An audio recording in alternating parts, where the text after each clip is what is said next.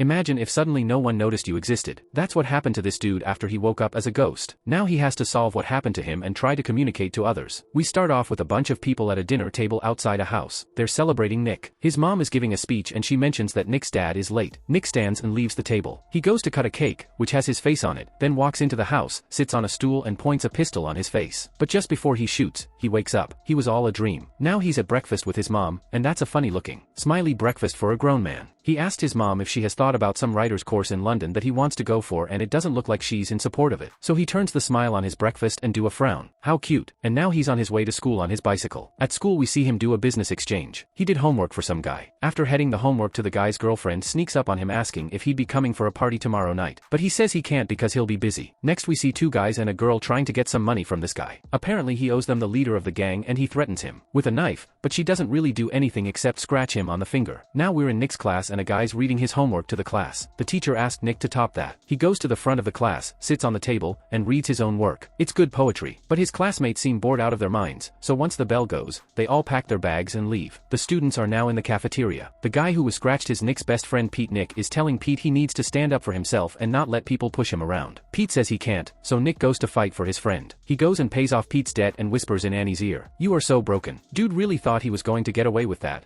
but Annie only gave it a few seconds, then attacked him, landing some punches on his face. Now two of them are waiting to see the principal and are having a little heart-to-heart. She tells him he's not better than her because he sells essays. He admits that he's a hypocrite. Then the principal comes and sends Annie home. Then he turns to Nick and tells him to stop wasting his time on lost souls like Annie Newton. She has no future. You do. Don't let us down, he says, and Nick's only reply is, "Can I leave now?" Then we see Annie back home. Her stepmother hasn't made her brother dinner, so she confronts her about it. This causes an argument between her dad and stepmom, but Annie just goes upstairs and makes a sandwich for her brother, Victor. Victor asked her if she'll be going out tonight and she says yes. You can see the boy's mood change over at Nick's house. We see Pete arrive and tease him about getting beat up by a girl. Relatable P now asked Nick about that same party, and Nick says he won't even be around. By tomorrow, he'll be in London for the writers program. His mom doesn't even know, but he's going anyway. According to him, she's always trying to micromanage him and be on top of everything, but he's not going to let her have this one. Now we see Annie get in a car with her boyfriend, Marcus, and they're off to rob a jewelry store, and he smashes the glass, grabs some jewelry, runs back to the Mercedes which Mark is just stole, and he drives off the next morning and he gets ready for school and is leaving with the bag. Marcus asked her to leave the bag with him, but she refuses and says he'll do nothing about it. But he actually does something. He takes his phone and puts a call through to the police. Oh, what a rat at school. We see Annie take the bag and put it in her locker. When she closes her locker, she sees Paint giving her a stare down. A few minutes later the cops show up, open her locker, find the jeweler in the bag,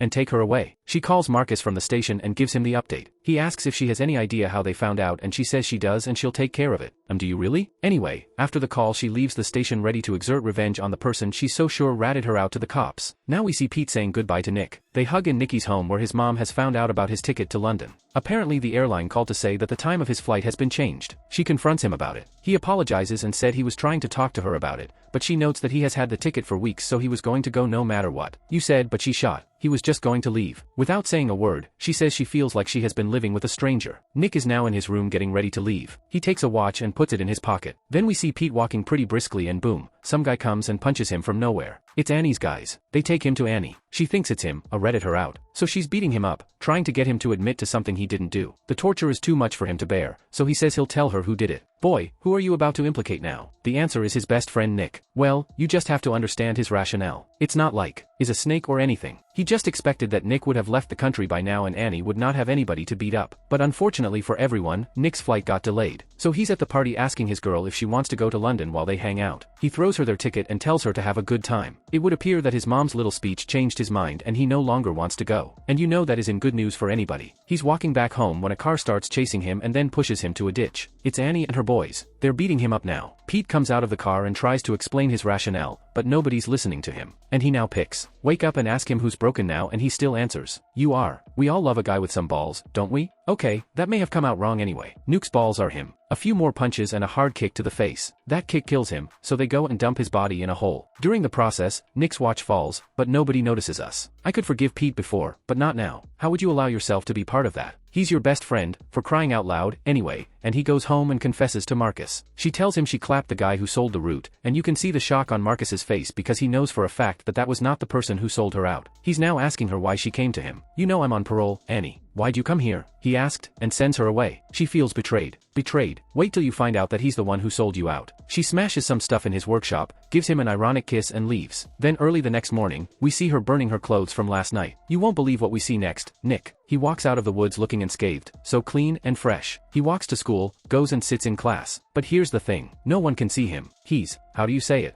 Invisible, relatable, so nobody knows he's in class. Even though you're sitting right there and can hear everything they're saying, they use that opportunity to get a few things off their chest about him. Even his girl. She calls him pretentious and says he's always trying to make himself feel important. You can't trust these girls, man. Then again, his best friend also betrayed him. So actually, don't trust anybody, bro. At first he thinks they're only messing around with him, but then he takes a book, throws it at his shelf. Book never even leaves the table. He then goes to the telephone, the principal's office, to call his mom. He's writing his principal's face, but the principal can't see him. This guy must be John Cena.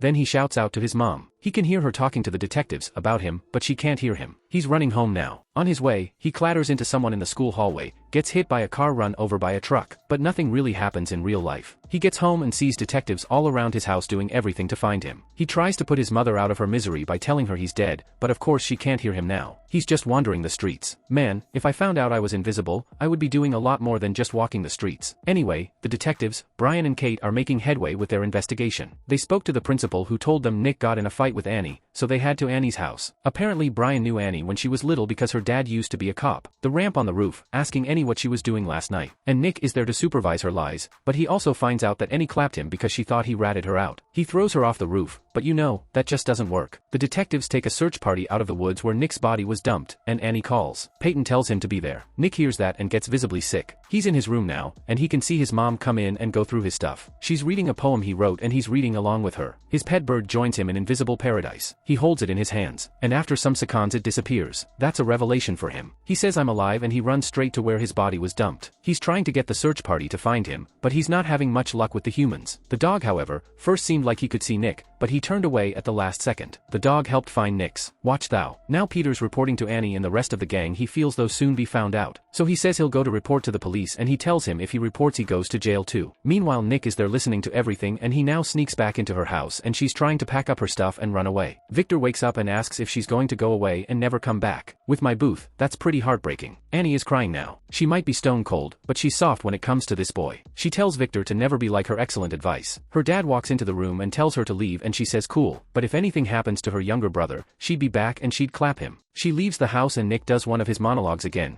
telling her horrible family dynamic doesn't excuse anything she has done. The search in the woods intensifies. We can see choppers and ambulances now. A professional says if Nick is alive out there, he has 2 to 3 days tops. Now we get a visual of Nick's body and we see his fingers, which he's really alive. Detective Brian now goes to have a word with Marcus. He asked him if he was with Annie on Tuesday night, and of course he says yes. He then asked him if he was with her the night before when she robbed the jewelry store, and he said no. He knows nothing about that. Of course Brian knows Marcus has been on parole for 8 months, but he doesn't stress that too much. He just drops his card and tells Marcus to call him if he sees Annie because he wants to talk to her about a missing person at her school. Finally, Brian makes sure he lets Marcus know that he knows the exact brand of car that got stolen that same night the jewelry store was robbed. Nick is now telling his mom how he knows this won't change thing for her, because she always has everything under control. He's shouting at her, shaking her, scattering everything on her table, even throwing a chair through the window. But of course, none of that actually happens. A few moments later, his mom breaks down and starts crying. She's really weeping and calling out Nick's name. Pete is taking a walk under the rain when Marcus comes from nowhere, grabs him, and points a gun at his chest. Marcus tells Pete that he's being followed by the police, and he actually is. He takes him into the woods and Pete points to him where the body was dumped. The next day, Marcus tries to trick Annie to come to a location so he can clap her, but she suspects something, so she calls Pete and tells him to go instead. Pete goes in, followed by Detective Kate after Nick did his best to get her to wake up. And look, Pete is now the bridge with the 2 guys while Annie is watching from a distance. But then Marcus comes from behind her and points a gun at her back. He takes her to the bridge where the rest of the guys are and tells Pete to go home. He runs home. You can see how thankful he was that he was asked to go. Marcus says they have to move quickly because there's a tail on Pete, and he's right. But it's too late now. The cops are already here, and Ethan grabs a shotgun for Marcus and is pointing it at the cops, but they're surrounded now. But Danny is one hell of a survivor. She manages to climb out and escape. Peter Parker would be extremely proud. While she's running away, Nick screams, "They'll catch you, Annie," and it seems like she heard him because she turns around and yells something. So Nick goes, "She heard me." She goes to a club and sells a ring, which belonged to Marcus, to some guy. After he pays her, she decides to stay back and do a little dancing. She takes off her hoodie and beanie and is now doing the signature white woman dance while Nick is just watching her. The next day she goes to her mother's grave and she says she's sorry. Then Nick starts talking about how sometimes he wishes his mom died instead of his dad because of how much pressure he puts on him. He now reaches out to Annie and touches her shoulder. He says he knows she can hear him, so he tells her just to tell them where his body is, but she just stands up and leaves. He follows her. She breaks into the school at night and puts some money in an envelope for Victor and puts it in her locker. Nick is there to tell her he's dying and he doesn't have much time left, and ironically, she's the only one who can save his life. You can tell she can hear his voice in her head, so he screams her name and she turns around, but she can't see anybody. She's miserable now. She goes to take a shower and being a good boy, Nick makes sure not to look. Meanwhile, Nick, the one in the hole that has opened his eyes at this point, and he is sleeping now in the basketball court and Nick is right beside her, running his hands through her body and calling out her name. He oversleeps and is woken up by the basketball team that comes in for practice. How he will ghost an oversleeping or sleeping at all for that matter. Anyway, now we see Annie Nick's house. She's growing through his old photos and getting nostalgic. Do not tell me these two are falling in love, because even Nick is out here smiling while his body's decaying in that hole. Thankfully Nick's mom comes in and kills whatever romance was brewing and he runs out of the house and straight into the woods to where they dump Nick's body and Viola. The body isn't there. Nick is telling Annie that someone was there to move his body and he's asking her to thank. She sees the substances that she found with Pete days back and that tells her that Pete was here, so she goes after Pete at school. Pete is now telling her that Nick didn't even write her out in the first place. He then confessed that he and Marcus moved the body, so she goes after Marcus. She ambushes him in his car just outside a police station. Then she takes him to a precipice and tells him to go on his knees. Role reversal moment. Then she points a gun at him. Meanwhile Pete is trying to self-delete. Nick is begging him not to do it, but Pete can't even hear a thing. But here's the beautiful thing. While Pete is in that transition zone where he's not dead yet but not fully alive, he sees Nick. They can see and talk to each other. Nick is now asking Pete where he moved the body to at the same time, and he's asking Mark as the same question. They both answer about the same time. After they do, Pete's parents rushed into his room and find him in the States End, and Annie just leaves Marcus and turns around to go find Nick. But not clapping him turns out to be not a very good idea because Marcus stands up and shoots her. She doesn't die though. She has enough in her to shoot him and stand up and call Detective Brian. She tells him where Nick is and tells him she loves something for her mother in her locker and he should make sure Victor gets it. The cops rush off to the dam where Nick's body is, but of course Nick gets there before them. He finds his body and he's now touching himself. Oh no, not in that way. He's with his body now, but you know he can't save himself. The dam gates open and Nick is drowning. Kate calls for the gates to be closed and now the cops are looking for Nick. Brian finds him. They all rush there. Indeed, he's alive. They rush him into the ambulance and is there watching from a very far distance. She's still bleeding. She gets into her car and sort of blacks out for some time. She's woken up later in the evening by a cop who asked her to come down from the car, which he doesn't and just drives away. Instead, as expected, they start chasing her. At the hospital, Nick's mom is watching as the doctor's trying to save her son. The police finally surround Annie and they all have guns pointed at her, but she hears Nick's voice in her head saying, "I need you, Annie, I need you." And that was all the fuel she needed. She steps on the accelerator and drives through the police blockade. She gets this someplace, dumps the car, and completes her journey on foot. Where does she go? The hospital, of course. Nick directs her to where his body is being operated on. She gets there. Nick's mom goes, "You have some nerve." The moment she sees her, Nick tries to play peacemaker. But you know, Mama can't hear you, so Annie has to do it all on her own. She says she just has to talk to Nick. But Nick's mom lands a slap on her face and he then tells her that Nick is here, that she can feel him and hear him, that she knows what he wants. Of course she doesn't believe her, so Nick's directive and he tells Nick's mom about that time she was in his room reading his poems and how he was with her,